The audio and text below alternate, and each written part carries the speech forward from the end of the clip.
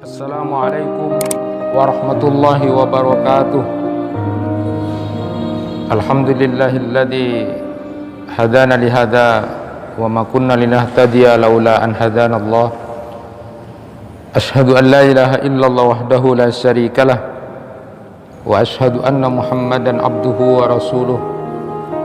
Allahumma salli wa sallim wa barik ala nabiyyina Muhammad wa ala alihi wa ashabihi ajma'in. Amma ba'du. Ma'asyiral muslimin rahimakumullah, bapak-bapak, ibu-ibu, jamaah kuliah subuh yang dirahmati Allah. Kita akan melanjutkan kajian masih tentang ayat-ayat ketakwaan. Dan pada kesempatan ini kita akan bahas tentang takwa yang sungguh-sungguh menurut Ibnu Mas'ud radhiyallahu anhu. Bapak dan Ibu, saya ingin memulai Abu Hurairah radhiyallahu anhu berkata, saat Rasulullah sallallahu alaihi wasallam mendapatkan wahyu surat At-Tahrim ayat 6, Ya ayyuhalladzina amanu qu anfusakum wa ahlikum nara wa quduhan nas wal hijarah 'alaiha malaikatun giladun shidadun la ya'sunallaha ma amarahum wa yaf'aluna ma yu'marun. Wahai orang-orang yang beriman, jagalah dirimu dan keluargamu dari api neraka yang bahan bakarnya itu adalah manusia dan batu. Di sana ada penjaga malaikat yang kasar dan keras, tidak pernah bermaksiat kepada Allah atas apapun yang diperintahkannya, lalu kemudian mengerjakan apapun yang menjadi perintah Allah Subhanahu wa taala. Ketika Quran surat At-Tahrim ayat 6 ini turun kepada Nabi Muhammad SAW, kata Abu Hurairah, maka lalu kemudian Nabi Muhammad berdiri lalu memanggil keluarga besarnya. Beliau menyatakan pertama, Ya ma'syaru Quraisy, istaru anfusakum la ugni ankum minallahi syai'a. Wahai kaum Quraisy, jauhkan dirimu dari api neraka. Aku tidak mampu untuk menolak siksaan yang akan diberikan Allah kepada kalian sedikit pun, kata Rasulullah. Lalu kemudian Rasulullah melanjutkan, Ya bani Abdi Manaf, la ugni ankum minallahi syai'a. Wahai bani Abdi Manaf, aku tidak mampu untuk menolak siksaan Allah yang menimpa dirimu sedikit pun. Ya Abbas ibn Abdul Muttalib, la ugni anka minallahi syai'a. Ya Abbas bin Abdul Muttalib, aku tidak bisa untuk menolak siksaan Allah yang akan menimpa dirimu sedikit pun. Ya Safiyah ammati Rasulullah, la ugni anki minallahi syai'a. Ya Safiyah bibi Rasulullah, aku tidak mampu menolak siksaan Allah sedikit pun yang akan menimpa dirimu. Ya Fatimah binta Muhammad, salini ma syi'ti mim mali la ugni anki minallahi syai'a. Ya Fatimah binti Muhammad, ambillah hartaku ini semaumu, tetapi aku tidak mampu untuk menolak siksaan Allah yang akan menimpa dirimu sedikit pun. Hadis riwayat Bukhari.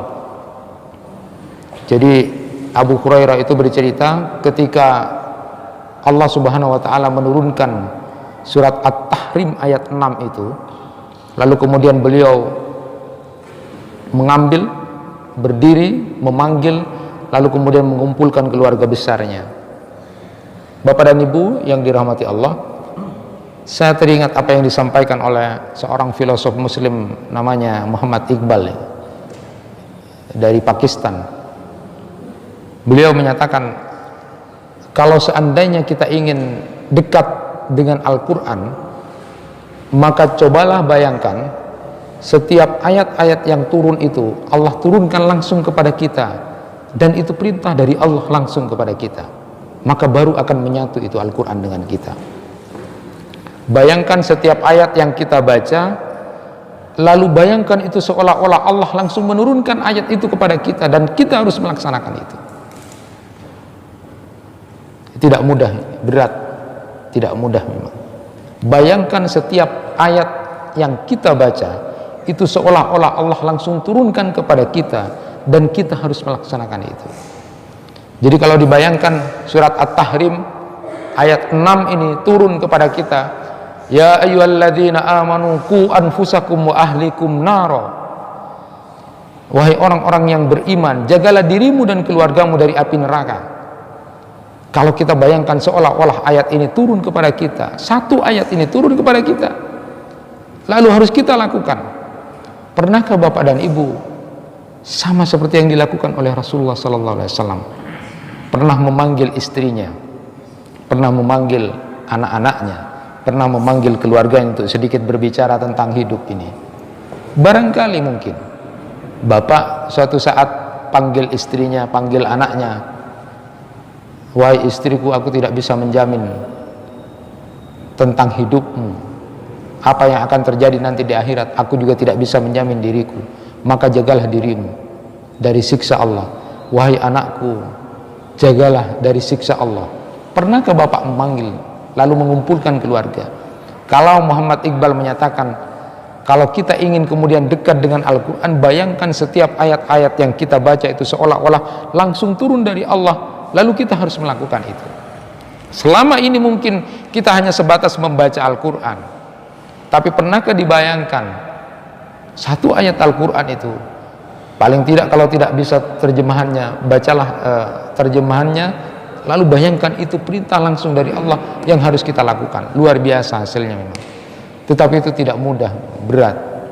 Nah, Bapak Ibu sekalian, kalau dari ayat ini kita bisa memahami bahwa dakwah itu harus dimulai dari diri kita sendiri dan keluarga kita. Walaupun tidak harus sempurna baru kemudian kita melakukan dakwah, karena ada ulama yang menyatakan kalau kita ingin menunggu diri kita sempurna untuk berdakwah, maka cuma hanya ada satu yang berhak untuk menyampaikan dakwah itu, cuma Nabi Muhammad SAW. Kalau kita akan menunggu kita akan menjadi orang sempurna baru boleh berdakwah, maka tidak ada satupun orang yang bisa berdakwah, cuma Nabi Muhammad SAW. Artinya dalam kehidupan keseharian kita, di dalam Al-Quran sudah digambarkan keluarga pun tidak ada yang sempurna. Hanya beberapa keluarga yang disebutkan dalam Al-Quran. Ada yang keluarga kemudian suaminya bagus tapi istrinya tidak baik. Ada yang kemudian satu keluarga istrinya baik tapi suaminya tidak baik. Ada yang kemudian satu keluarga suami istri bagus tapi anak-anaknya tidak baik. Itu di dalam Al-Quran digambarkan begitu. Tidak ada kesempurnaan. Hanya di dalam Al-Quran disebutkan keluarga yang sempurna itu Nabi Ibrahim, Nabi Muhammad, keluarga Maryam, itu disebutkan. Tetapi artinya bahwa ketika kita berdakwah tidak harus menunggu kesempurnaan itu. Mulailah dari diri kita sendiri. Seandainya kita membayangkan bahwa Quran surat At-Tahrim ayat 6 ini turun pada kita, coba kalian sebagai orang beriman jaga dirimu dan keluargamu dari api neraka. Lalu ketemulah, kumpullah dengan keluarga, berbicaralah, sharing tentang itu, sebagaimana Rasulullah SAW lakukan itu. Masyiral muslimin rahimakumullah, kita sudah pernah mendengar betul bagaimana hadis yang cukup masyhur. Rasulullah SAW menyatakan kita ini punya tanggung jawab terhadap apa yang ada di bawah kita. Bapak sebagai pimpinan di keluarga punya tanggung jawab terhadap istri dan anak-anak. Istri punya tanggung jawab tentang urusan rumahnya, suaminya dan anak-anaknya. Semua kita ini adalah pemimpin yang akan dimintai tanggung jawab di hadapan Allah Subhanahu wa taala. Kullukum ra'in wa kullukum mas'ulun ar ra'iyatihi. Itu penting, harus kita jaga. Sekarang siapa yang dimaksud dengan keluarga itu? Siapa yang dimaksud dengan ahlun? Siapa yang dimaksud dengan keluarga yang harus kita jaga dari neraka itu? Para ulama tafsir menerangkan, pertama, yang dimaksud keluarga itu adalah anak dan cucu kita.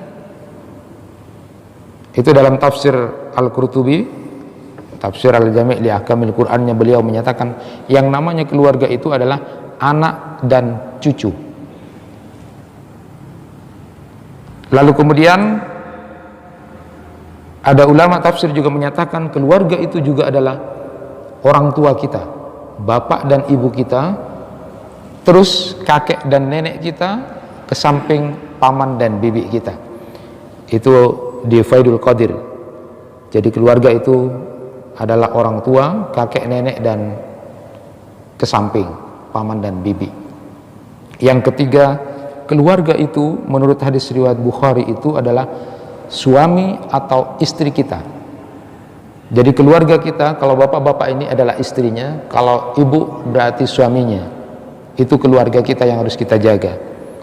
Lalu yang keempat, Ibnu Hajar Al-Asqalani itu dalam Fathul Barinya, yang dimaksud keluarga itu adalah orang yang mewakili keluarganya. Yang kelima, keluarga itu juga termasuk budak dan pembantu rumah tangga. Itu menurut Ad-Dhahak dan Muqatil. Jadi bapak dan ibu yang punya pembantu rumah tangga, punya supir, maka itu keluarga. Makanya dalam Islam tidak boleh ada majikan yang menyakiti pembantunya. Ajaran kesamaan itu luar biasa. Maka kemudian menurut Ad-Dhahab dan Muqatil, pembantu rumah tangga, siapa yang membantu kita dalam kehidupan keseharian, itu adalah keluarga kita, punya tanggung jawab untuk diselamatkan dari api neraka. Karena kadang ada orang yang punya supir tidak sholat, lalu kemudian majikannya biarkan saja urusan dia, sholat tidak sholat urusan dia. Salah. Itu perintah, ku anfusakum wa ahlikum nara. Ada punya pembantu rumah tangga, dia sering membantu kita, dia tidak pernah sholat, biarkan urusan dia, dia cuma membantu saya. Tidak begitu. Termasuk keluarga adalah pembantu dan siapapun yang membantu kita.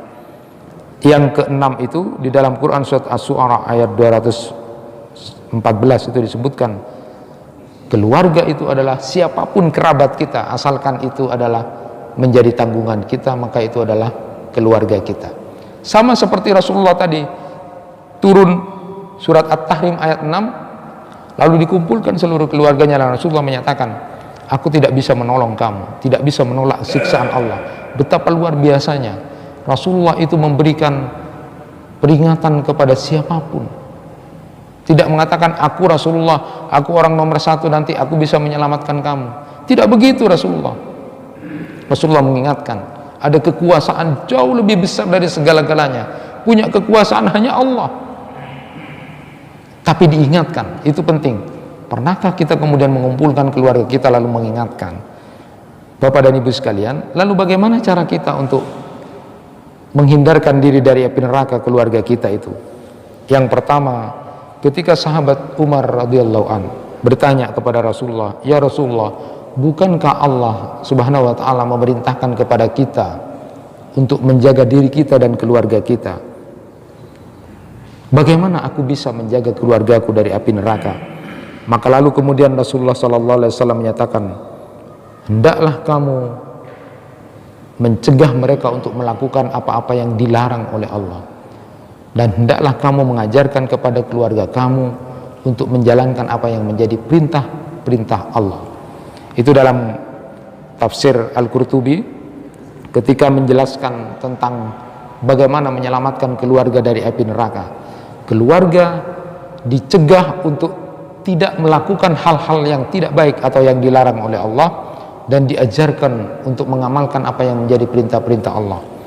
Yang kedua, Ali bin Abi Thalib itu berkata, didiklah keluarga kamu itu dengan akhlak yang mulia dan dinil Islam. Itu dalam tafsir Ibnu Katsir.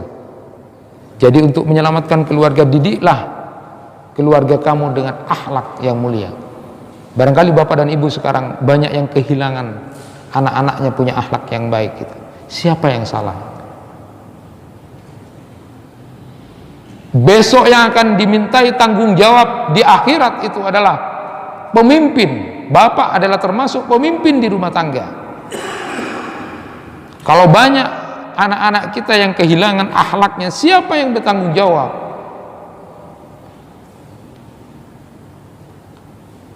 Jagalah keluargamu dari api neraka, kata Ali bin Abi Thalib. Didiklah mereka sejak kecil tentang akhlak. Selama ini kita mesti tidak boleh lepas tangan tentang apapun yang terjadi dengan keluarga kita. Jagalah dirimu dan keluargamu dari api neraka.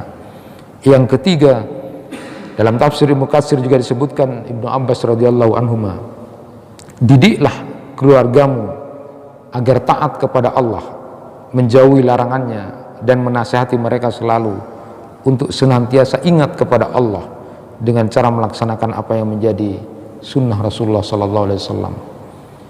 Jadi yang ketiga caranya, didiklah, ajarlah keluarga kita untuk mengenal tentang sunnah-sunnah Rasulullah SAW. Yang keempat,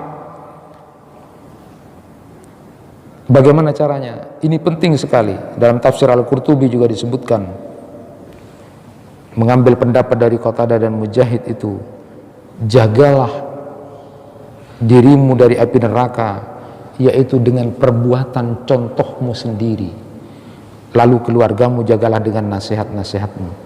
Jadi kalau ingin menyelamatkan keluarga kita, kitalah yang harus memberikan contoh. Berapa banyak sekarang ketidaksamaan antara keinginan orang tua dengan apa yang menjadi fakta di lapangan. Ada orang tua yang menginginkan anaknya menjadi anak-anak yang baik lalu disekolahkan di sekolah agama, tetapi bapak dan ibunya tidak banyak memberikan contoh yang baik. Bahkan di dalam rumah sering bertengkar dan tidak memberikan contoh yang baik. Bagaimana di sekolah diajarkan mereka dengan baik, sholat 5 waktu, bangunlah subuh, nanti kalau sudah adzan kamu lepaskan semua, pergilah kamu ke masjid. Diajarkan mereka. Tetapi ketika sudah sampai di rumah, mata mereka melihat bapaknya dan ibunya pun ketika sudah adzan dikumandangkan tidak ada satupun yang bangun. Bapaknya hanya menyuruh, nak sudah adzan sholat, tapi bapaknya rokokan, tidak ke masjid. Dia hanya menginginkan anaknya menjadi anak baik dan mendoakan, tetapi dirinya tidak memberi contoh. Maka itu tidak mendidik keluarga kita menjadi keluarga yang bisa menyelamatkan diri dari api neraka. Ma'asyiral muslimin rahimakumullah. Dan yang terakhir, agar bisa kemudian menyelamatkan keluarga kita, selalulah berdoa untuk keluarga kita. Mungkin ini bisa kita lakukan dan sering kita lakukan. Paling tidak di antara doa-doa kita adalah berdoa, Rabbana hablana min azwajina wa dzurriyyatina qurrata a'yun. Memohon kepada Allah agar istri-istri kita itu dan anak-anak kita itu menjadi qurrata a'yun, menjadi penyejuk mata kita. Rabbi habli minas salihin. Doakan anak-anak kita kemudian menjadi anak-anak yang soleh. Ma'asyiral muslimin rahimakumullah. Kita akan kaji sekarang salah satu ayat di dalam Al-Quran, surat Ali Imran ayat 102, berkaitan dengan perintah Allah, ya ayyuhalladzina amanu taqullaha haqqa tuqatih wa la tamutunna illa wa antum muslimun. Wahai orang-orang yang beriman, bertakwalah kamu kepada Allah dengan sebenar-benarnya takwa, dan janganlah kamu mati kecuali sebagai seorang muslim yang berpasrah diri. Nah, Quran surat Ali Imran ini akan kita bahas sekarang, ayat tentang ketakwaan. Bagaimana takwa yang sesungguh-sungguhnya itu. Yang ini merupakan kaidah berikutnya juga, Quran surat Ali Imran ayat 102. Ya ayyuhalladzina amanu taqullaha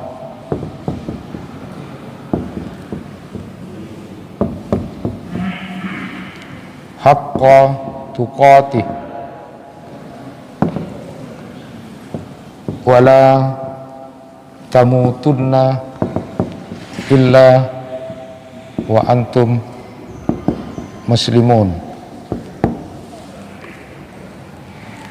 Bapak dan Ibu sekalian, kita akan bahas sekarang tentang haqqa tuqati.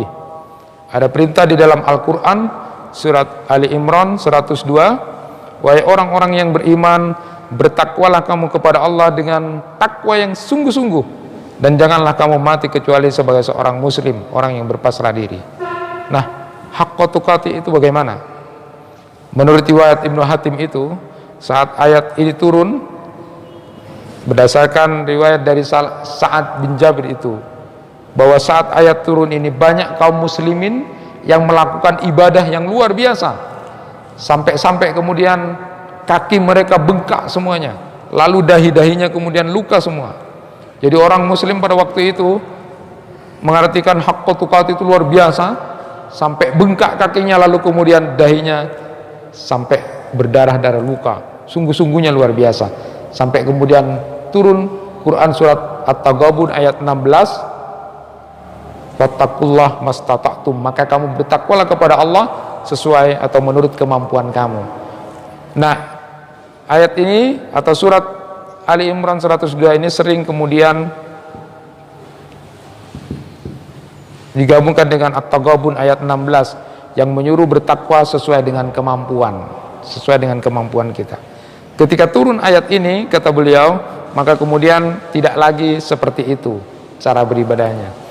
Ada ulama tafsir yang menyatakan bahwa haqqa tuqati itu juga adalah mastata'tum. Jadi takwa yang sungguh-sungguh itu adalah sesuai dengan kemampuan. Jadi tidak saling menasah, tetapi menerangkan. Begitu juga mastata'tum itu adalah sesuai kemampuan, juga harus haqqa tuqati, harus bersungguh-sungguh di dalam ketakwaan, saling melengkapi. Nah, di antara pendapat apa yang dimaksud dengan haqqa tuqati itu adalah pendapatnya Ibnu Mas'ud radhiyallahu anhu, sahabat Nabi. Apa yang dimaksud dengan takwa yang bersungguh-sungguh itu atau takwa yang sesungguhnya itu adalah, yang pertama disebutkan adalah ayyata'a wala yansa wala ya'si, melakukan ketaatan kepada Allah dan tidak bermaksiat. Yang kedua adalah ayyadhkura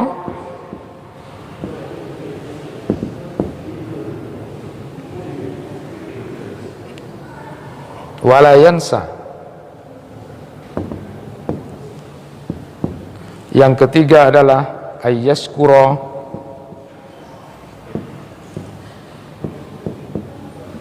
wala yakfur. Menurut Ibnu Mas'ud radhiyallahu an, bertakwa yang sungguh-sungguh itu atau kesungguhan takwa itu bisa dilihat kalau seorang hamba itu melakukan ketaatan dan tidak pernah bermaksiat, selalu melakukan ketaatan kepada Allah dan tidak bermaksiat. Orang disebut dia takwanya sungguh-sungguh ketika dia selalu ingat Allah, dia selalu berzikir dan tidak pernah melupakan sedikit pun Allah. Dan orang yang bertakwa sungguh-sungguh itu adalah orang yang bersyukur kepada Allah dan tidak sedikit pun dia menjadi orang yang kufur. Inilah yang akan kita bahas, bahwa takwa yang sesungguhnya itu ada kaitannya menjadi orang yang taat, selalu berzikir kepada Allah, dan dia selalu bersyukur kepada Allah. Kalau ini dilakukan tiga-tiganya ini, betapa luar biasanya menjadi sebuah kekuatan kepada kita. Mari kita perhatikan bersama, Bapak dan Ibu sekalian. Saya ingin mulai dari bahasan tentang ketaatan. Taat dan jangan kemudian menjadi orang yang bermaksiat kepada Allah. Ada yang menarik ketika Syekh Abdurrahman Yahya itu menyampaikan tentang taat itu, yang merupakan ciri orang yang bertakwa yang pertama itu. Beliau menyebutkan orang yang taat atau orang yang bertakwa itu adalah, bahasanya sama sebenarnya dengan yang lain, tetapi indah sekali. Beliau menyatakan taat itu adalah Allah selalu menemukan kamu di setiap ada perintah-perintahnya, dan Allah tidak menemukan kamu di setiap larangan-larangan yang diberitahu oleh Allah. Saya ulangi, taat atau takwa adalah Allah selalu menemukan kamu di setiap perintah-perintahnya, dan kemudian Allah kehilangan kamu, tidak menemukan kamu pada saat ada larangan-larangan Allah. Itulah orang yang taat kepada Allah.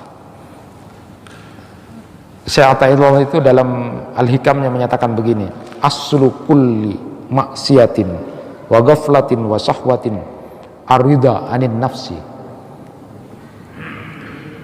wa aslu kulli ta'atin wa yaqdatin wa iffatin adamur ridha minka anha. Beliau menyatakan, Syekh Athaillah dalam Al-Hikam, asal mula maksiat, semua maksiat itu asal mulanya adalah semua kelalaian, semua syahwat itu adalah karena cenderung mengikuti hawa nafsu. Sedangkan asal dari semua ketaatan itu adalah kesadaran, rasa harga diri, lalu tidak rela untuk mengikuti hawa nafsu. Itu yang dikatakan oleh Syekh Athaillah. Jadi semua maksiat itu muncul gara-gara mengikuti hawa nafsu, dan semua ketaatan itu adalah ketika dimulai kesadaran diri yang penuh untuk tidak mengikuti diri kepada hawa nafsu itu. Maka ada ulama yang menyatakan, harimu pada saat di pagi hari ini ketika amalmu mengikuti nafsumu, maka celaka kamu. Tetapi kalau kemudian harimu ini hawa nafsumu itu justru mengikuti amal-amal kamu, maka berbahagialah kamu. Maka ciri orang yang bertakwa itu adalah penuh dengan ketaatan kepada Allah Subhanahu wa taala dan menjauhi maksiat. Ma'asyiral muslimin rahimakumullah, di dalam hadis itu disebutkan, ini penting buat kita semua. Ma nahaitukum anhu fajtanibu wa ma amartukum bihi fa'tu minhu mastata'tum. Fa inna ma ahlakal ladzina min qablikum kasratu masailihim wahtilafuhum ala anbiyaihim. Rasulullah sallallahu alaihi wasallam menyatakan, apa-apa yang aku larang maka jauhi. Jadi secara totalitas jauhi. Tetapi apa-apa yang aku perintahkan kepada kalian maka lakukan sesuai kemampuan kamu. Ini ada beda antara larangan dengan perintah-perintah, antara larangan-larangan dengan perintah-perintah. Perhatikan apa yang disampaikan oleh Rasulullah. Kalau apa yang dilarang itu maka jauhi secara totalitas, tidak ada dispensasi, tidak ada rukhsah. Tetapi apa yang aku perintahkan maka lakukan sesuai dengan kemampuanmu.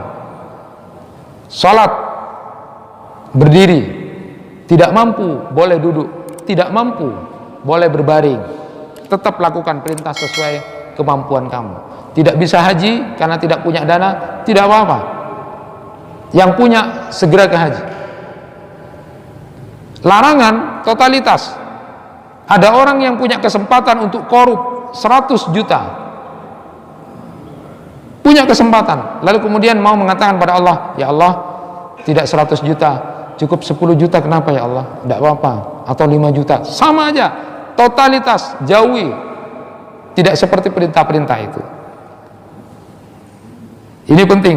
Kadang-kadang orang banyak yang lupa. Kalau ingat apa yang disampaikan oleh Imam Al-Ghazali itu, an-naddin syatrain, ahadu matarkul manahi wal akhar fi'lut ta'at, kata beliau, wa tarkul manahi wal asad fa inna ta'at yaqdiru alaihi kullu ahad wa tarkus syahwat la yaqdiru alaihi illa siddiqun. Ini menjadi menarik apa yang disampaikan oleh Imam Al-Ghazali itu. Bicara tentang agama itu cuma dua saja. Yang pertama, urusannya adalah meninggalkan apa yang dilarang. Yang kedua adalah melakukan ketaatan kepada Allah. Tetapi meninggalkan sesuatu itu jauh lebih berat daripada melakukan perintah. Beliau sampaikan, mungkin orang melakukan ketaatan siapapun bisa, Siapapun bisa melakukan ketaatan, sedangkan orang yang meninggalkan syahwat dan larangan itu hanya orang yang jujur dalam beragama. Maka ada ulama yang menyatakan kalau ketaatan itu siapapun bisa melakukan, orang baik, orang jahat, orang yang pura-pura bisa melakukan. Orang bersedekah bisa semua dilihat. Orang baik bersedekah ada. Orang yang punya kepentingan bersedekah ada. Ada orang yang pura-pura bersedekah ada. Orang jahat bisa sholat. Orang baik bisa sholat. Siapapun bisa. Tetapi saat meninggalkan apa yang dilarang oleh Allah, pada saat dia mampu dan bisa untuk melakukan, hanya orang-orang yang jujur di dalam beragamalah yang bisa meninggalkan itu.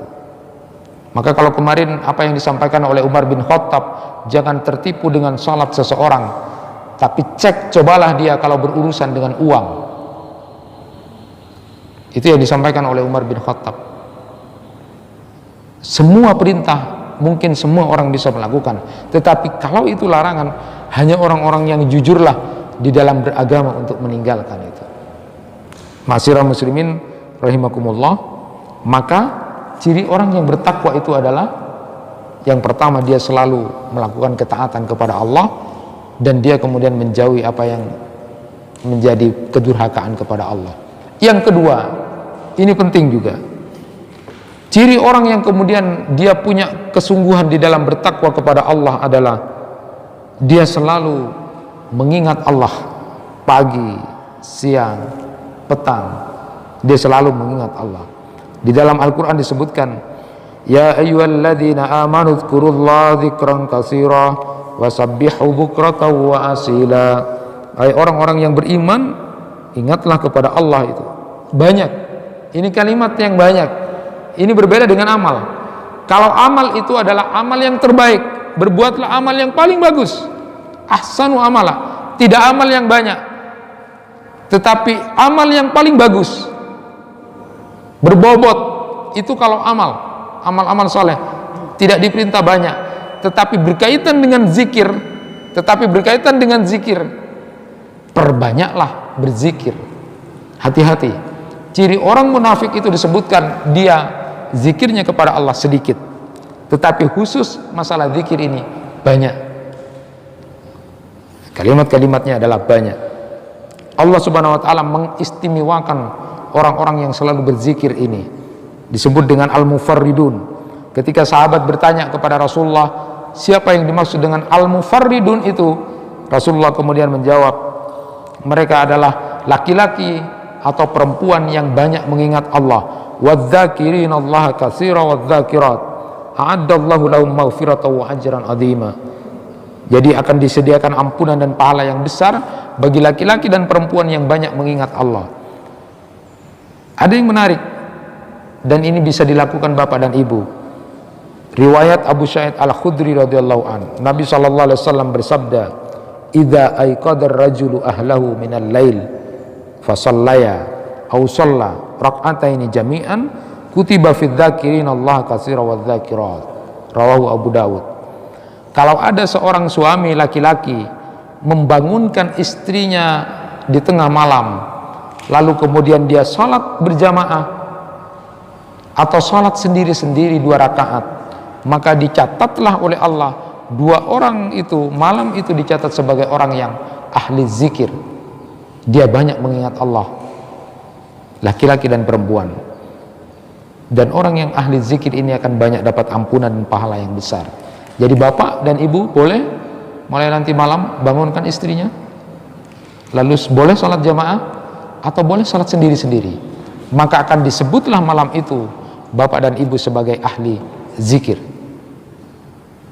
Saat ada orang yang meminta nasihat kepada Rasulullah sallallahu alaihi wasallam, inna abwabal khairi katsira, ya Rasulullah, pintu-pintu kebaikan itu banyak, wala astati'ul qiyama bikulliha, tetapi saya tidak akan mampu untuk melakukan semuanya itu ya Rasulullah. Fa akhbirni bi syai'in atasabbat bihi wala tuksiru alayya fa ansa. Beritahu aku tentang sesuatu yang aku bisa melakukan itu ya Rasulullah. Tidak usah banyak yang aku bisa melakukan. Maka kemudian Rasulullah menyatakan, la yazalu lisanuka rabban bidzikrillah. Jangan pernah kemudian lisanmu kemudian tidak basah dengan zikir kepada Allah. Itu nasihat Rasulullah. Sederhana, zikir, tidak pakai biaya banyak. Perintahnya juga harus banyak. Masyiral muslimin rahimakumullah. Bagaimana orang yang dikatakan banyak zikir itu? Yang pertama menurut Mujahid itu adalah bila orang itu setiap berdiri, berjalan, duduk dia, berbaring dia, selalu zikir kepada Allah. Alladzina yadhkuruna Allah qiyaman wa qu'udan wa 'ala junubihim. Dia selalu berzikir kepada Allah. Itu ukurannya orang yang banyak berzikir itu menurut Mujahid.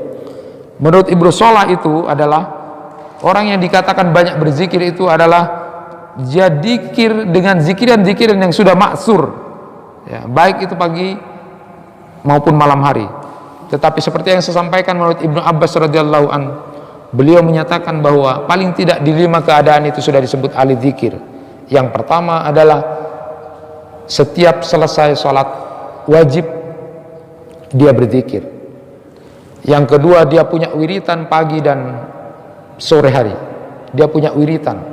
Yang ketiga adalah setiap dia keluar rumah selalu berzikir kepada Allah, dicukupkan oleh Allah ketika membaca bismillah tawakkaltu 'ala Allah wala haula wala quwata illa billah. Lalu kemudian yang keempat, mau tidur dia berzikir kepada Allah. Lalu yang kelima, bangun tidur dia berzikir kepada Allah. 5 keadaan itu dilakukan maka sudah disebut sebagai orang yang ahli zikir, kata Ibnu Abbas radhiyallahu anhu. Jadi orang yang bertakwa kepada Allah itu tidak pernah melupakan Allah. Dia selalu berzikir kepada Allah Subhanahu wa taala. Penting buat kita apa yang kemudian disampaikan oleh Allah, difirmankan di dalam Quran surat Al-A'raf ayat 205. Ketika kita berzikir kepada Allah harus dengan suara yang lirih, rendah hati, penuh dengan rasa takut dan harap kepada Allah. Wadhkur rabbaka fi nafsika tadarruan wa khifa wa dunal jahri minal qawli bil ghudwi wal asal wa la takum minal ghafilin. Ini penting supaya kemudian kita tidak punya ukuran bahwa berzikir harus dengan suara keras, lirih, penuh dengan rendah hati, penuh dengan khusyuk pada Allah. Itulah orang yang berzikir. Saat Nabi SAW mendengar ada kelompok orang yang kemudian mengeraskan suara zikir dan doanya itu, lalu kemudian Nabi menyatakan, ya ayuhan nas irba'u ala anfusikum fa innakum la tad'una asamma wala ghaiba innal ladzi tad'unahu sami'un qarib aqrabu ila hadikum min unuqi rahilati.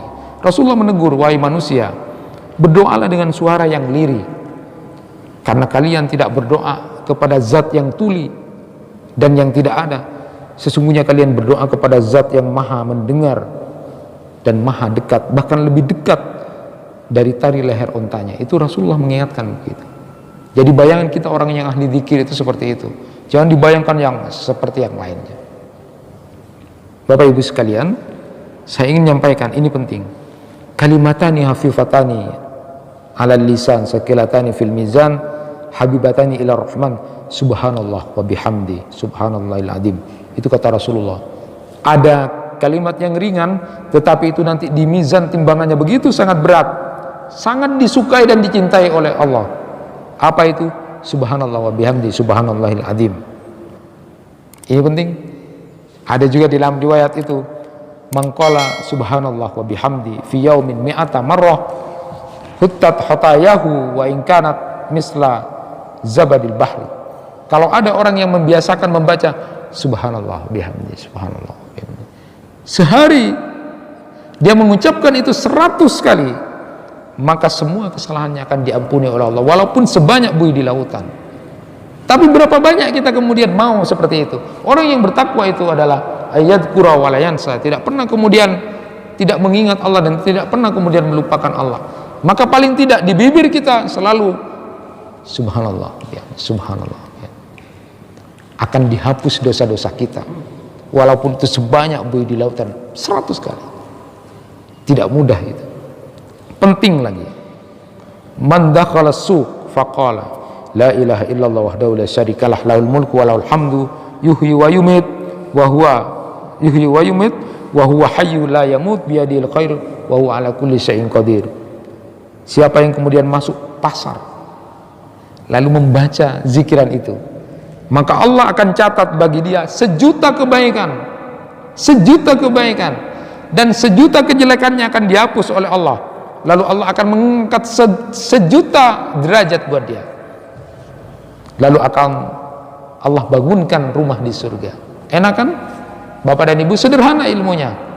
Masuk pasar lalu membaca zikir la ilaha illallah wahdahu la syarika lahu mulkul hamdu yuhyi wa ala kulli syai'in qadir. Ngantar ibu kalau mau ke pasar. Maka bapak-bapak kalau diajak ibunya mengantar ke pasar harus senang. Cek pas, oh mangkat tibik mari mah. Jangan. Ini kesempatan berdoa ya. Kesempatan berdoa kepada bapak-bapak untuk mengantar ibunya ke pasar. Saat kemudian mau masuk pasar seperti itu, luar biasa rugi orang yang kemudian tidak tahu dan membaca itu. Allah akan berikan dia sejuta kebaikan dan sejuta kejelekannya akan dihapus, lalu kemudian akan diangkat sejuta derajat. Apa ndak hebat itu? Jadi kalau bisa sering-sering mau ke pasar mah gitu, tawari pesen atau ada gitu. Jadi paling tidak itu mikir juga gitu kan. Orang yang berilmu itu luar biasa. Kalau dia sudah menjadi orang bertakwa, dia subhanallah bihamdi. Saya sering mengingatkan murid-murid saya itu, nah ada kalimat itu ringan, subhanallah bihamdi. Itu cuma kalimat ringan, tapi akan dihapus dosa-dosa kamu gitu.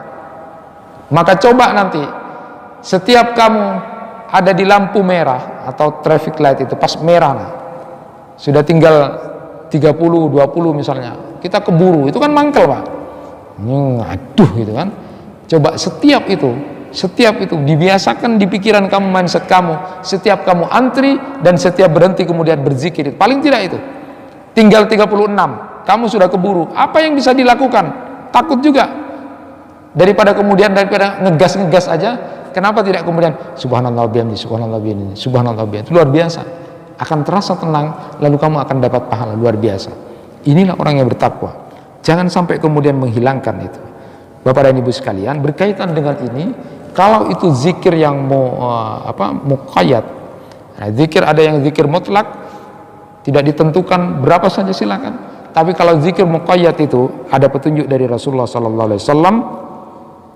Beliau menyatakan kalau itu berkaitan dengan zikir yang muqayyad, yang ada hitungannya, alaikunna bit tasbih wa tahlil wa taqdis wa la takfulna wa tansana ar-rahmah wa akidna bil anamil fa innahunna mas'ulatun wa mustantaqat.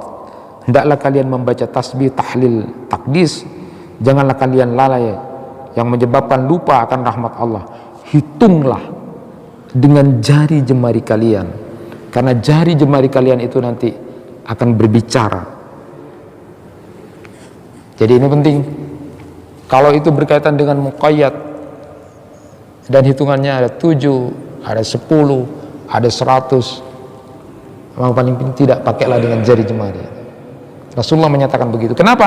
Karena ini nanti yang akan berbicara di hadapan Allah. Boleh tidak pakai yang lain? Pakai tasbih, pakai, ya silakan, tidak apa-apa. Tetapi petunjuk Rasulullah nanti ini yang akan berbicara.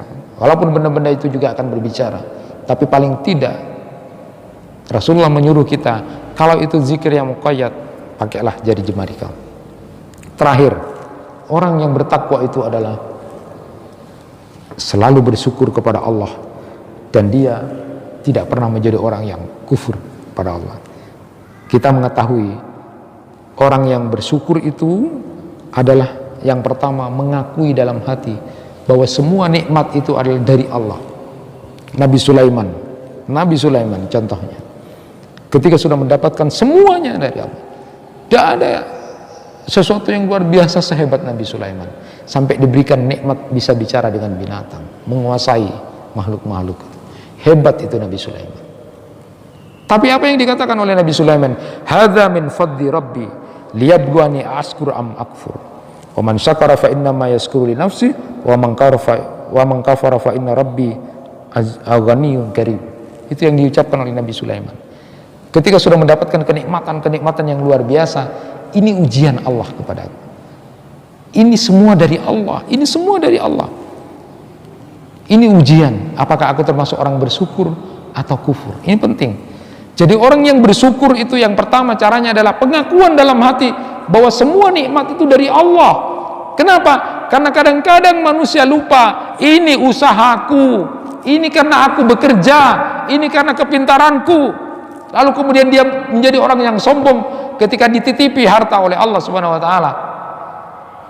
Kapan itu, siapa hartanya itu? Kita lahir tidak ada yang bawa harta, semuanya telanjang. Jadi itu cuma ujian dari Allah. Jangan kemudian menjadi orang lupa, ini karena aku kerja, ini karena kepintaranku, usahaku. Luar biasa, ada orang yang begitu. Nabi Sulaiman sudah diberikan semuanya itu, kenikmatan yang luar biasa, sampai bisa bicara dengan makhluk itu. Coba kalau Bapak diberi kenikmatan, bisa bicara dengan burung, bicara dengan kambing dan sapi, jadi orang sakti, Pak. Tapi kemudian Nabi Sulaiman, ini semua dari Allah, hanya ujian saja. Jadi jangan sampai kemudian menutupi itu. Yang kedua, bersyukur pada Allah. Ini penting, manajemen alhamdulillah ini dalam keadaan seperti sekarang ini. Ketika kita mendapatkan nikmat apapun yang itu sempurna dan bagus, nikmat yang luar biasa buat kita, alhamdulillah, binikmatihi tatimmus shalihat. Hatta kemudian diuji oleh Allah sesuatu yang tidak baik, gimana kabarmu, gimana keadaanmu, alhamdulillah ala kulli halin. Punya buku yang luar biasa itu, manajemen alhamdulillah. Orang kalau sudah pikirannya bersyukur, alhamdulillah, itu kan menjadi orang hebat. Tapi kalau pikirannya aduh, mengeluh, tidak akan menjadi orang hebat. Tapi kalau di pikirannya itu sama dengan ciri orang yang bertakwa yang disebutkan oleh Ibnu Mas'ud, orang yang bertakwa itu kepada Allah dengan takwa yang sungguh-sungguh itu adalah pikirannya selalu bersyukur kepada Allah. Gimana? Alhamdulillah, binikmati tatimmus shalat. Ketika gembira, ketika ada ujian, alhamdulillah, selalu alhamdulillah, pasti akan baik orang itu, karena dia orang yang bertakwa. Kemudian yang ketiga adalah orang yang bersyukur kepada Allah di samping hatinya, lalu lisannya mengucapkan hamdalah itu. Yang ketiga adalah dia kemudian menggunakan nikmat-nikmat Allah itu di jalan yang benar. Ketika Ibnu Hazm ditanya bagaimana orang bersyukur ketika punya dua mata, maka matanya dipakai untuk melihat hal yang dibolehkan. Ketika kemudian matanya dipakai untuk melihat hal-hal yang tidak dibolehkan, maka dia tidak bersyukur. Bagaimana bersyukur dengan kita punya tangan ini? Maka orang yang bersyukur dengan punya dua tangan, maka tangannya tidak dipakai untuk melakukan hal-hal yang tidak baik, mencuri, mengambil hak orang lain. Karena itu kontradiktif dengan rasa syukur kita kepada Allah. Bagaimana kemudian bersyukur kita punya kehormatan? Kehormatan itu hanya dipakai untuk istrinya dan budaknya. Bagaimana dia bersyukur dengan nikmat yang diberikan kepada Allah? Maka dia gunakan untuk bersedekah. Itulah orang yang bersyukur sesungguhnya. Jadi hatinya mengakui bahwa semua itu adalah dari Allah. Ingat Pak, ingat Bu, semua harta yang kita miliki titipan saja, karena tidak ada satupun yang bawa harta itu. Jadi bersyukurlah, akui bahwa ketika Allah menguji kita dengan kekayaan, kepintaran dan sebagainya, itu cuma titipan amanat. Apakah kita termasuk orang bersyukur atau tidak? Manajemen yang benar adalah hati dan pikirannya selalu bersyukur kepada Allah. Sebaliknya, orang yang tidak bertakwa, dia akan terlalu banyak kufur pada Allah, mengeluh. Kenapa? Itu juga dilihat dari temannya. Kata Imam Al-Ghazali dalam Tambilul Ghafilnya itu, salah satu diantaranya adalah tergantung kepada bagaimana kita bergaul. Man jalasa ma'al agniya zadahullahu hubbad dunya warubba fiha. Siapa orang yang suka duduk-duduk bareng bersama orang-orang kaya saja, maka dia akan ditambahkan oleh Allah rasa cinta kepada dunia dan selalu berharap untuk mendapatkan dunia. Wa man jalasa ma'al fuqara zadahullahu asyukra warida bikismatillahi ta'ala. Siapa yang sering bersama orang-orang miskin, maka Allah akan tambahkan hatinya untuk selalu bersyukur kepada Allah, dan dia ridho dengan apa yang diberikan Allah kepada dia, karena dia sering bersama orang-orang yang seperti itu. Wa man jalasa ma'as sultan zadahullahu kibra wa qasawatal qalbi. Siapa orang yang suka duduk-duduk dengan pejabat, maka Allah akan tambahkan kepada dia rasa perasaan sombong dan keras hati. Coba lihat, kalau berteman dengan orang-orang yang punya kekuasaan, wah sombong, Cina, sombong dan keras hati. Wa man jalasa ma'an nisa zadahullahu al-jahla was-sahwa. Siapa yang sering bareng perempuan, maka dia akan diberikan ditambah kebodohan oleh Allah dan selalu pikirannya syahwat. Wa man jalasa ma'as sibyan zadahullahu al-lahwa wal miza. Siapa yang suka duduk-duduk bareng-bareng anak kecil terus kerjaannya, maka Allah akan tambahkan kepada dia rasa lalai dan senda gurau aja. Wa man jalasa ma'al fisaq zadahullahu al-jur'ah 'ala dzunub wal ma'asi wal iqdam 'alaiha wat taswifu fit taubah. Siapa orang yang suka gemar bareng sama orang yang fasik, suka berbuat jahat, suka berbuat kemaksiatan, maka Allah akan tambahkan hatinya untuk berani berbuat dosa, karena dia niru orang-orang yang di sekitarnya akan berbuat maksiat. Waman jalasa ma'as salihin zadahullahu ar-rubbah fit ta'at. Siapa yang suka bersama orang-orang yang soleh, maka Allah akan berikan tambahan dia kegemaran untuk melakukan amal-amalan ketaatan kepada Allah. Wa man jalasa ma'al ulama zadahul ilma wal wara. Siapa yang sering duduk bersama ulama itu, maka dia akan diberikan ilmu dan hati-hati dalam hidup. Ini penting karena teman itu sangat menentukan. Maka ketika Imam Syafi'i menyatakan, kalau kamu punya teman yang selalu mengajak kepada ketaatan, jangan lepas dia. Jangan lepas dia. Kalau kamu punya teman yang selalu mengajak kepada ketaatan, jangan lepas dia. Susah untuk punya teman seperti itu. Kalau melepaskan mudah. Sampai diriwayatkan nanti apabila penghuni surga telah masuk ke surga, lalu kemudian mereka tidak menemukan sahabat-sahabatnya, maka kemudian dia akan bertanya kepada Allah, mana sahabat-sahabatku dulu ya Allah, yang salat bersama saya, yang puasa bersama saya, yang berjuang bersama saya. Maka lalu Allah menyatakan, cari sahabatmu di neraka itu, bawa dia selama dia masih punya ketauhidan. Artinya ternyata teman itu punya pengaruh untuk menjadi syafaat, menjadi teman. Maka perbanyaklah teman. Bapak dan ibu pengurus masjid takmir itu luar biasa, setiap hari berjuang, mana temanku, mana temanku. Nanti tanya kalau tidak ada di surga itu, mana temanku dulu berjuang sama saya, bersihkan masjid, bersihkan karpet, mana cari. Lalu Allah kemudian perintahkan, itu cari sahabatmu di neraka, lalu kemudian bawa. Itu luar biasa, sahabat itu punya seperti itu. Sampai Ibnu Jauzi itu menyatakan begitu. Ibnu Jauzi itu sampai menyatakan, nanti wahai saudara-saudaraku, kalau engkau tidak menemukan aku di surga, maka carilah dan bilanglah, mintalah kepada Allah bahwa dulu temanmu ini pernah mengingatkan tentang sebuah kebaikan. Ini penting buat kita, bahwa pengaruh luar biasa untuk menjadi orang bertakwa itu adalah selalu taat kepada Allah, tidak bermaksiat, selalu zikir kepada Allah, tidak sedikit pun dia lupa kepada Allah, lalu kemudian dia selalu pikirannya adalah bersyukur kepada Allah dan tidak pernah menjadi orang yang kufur. Itulah takwa yang sesungguhnya menurut Ibnu Mas'ud. Perintah, ya ayyuhalladzina amanu taqullaha haqqa tuqatih wa la tamutunna illa wa antum muslimun. Mudah-mudahan kita termasuk orang-orang yang nanti digolongkan sebagai orang-orang yang bertakwa secara sungguh-sungguh, karena dalam kehidupan kita selalu taat kepada Allah, berusaha untuk menjauhi maksiat, lalu kemudian selalu zikir kepada Allah dan tidak pernah lupa, lalu pikiran kita selalu bersyukur, tidak banyak mengeluh, dengan jalan tentunya didukung oleh teman kita yang selalu memberikan support dan dukungan untuk menjadi orang yang baik dalam kehidupan ini. Itu yang bisa disampaikan, mudah-mudahan bermanfaat, kurang lebihnya mohon maaf. Wassalamualaikum warahmatullahi wabarakatuh.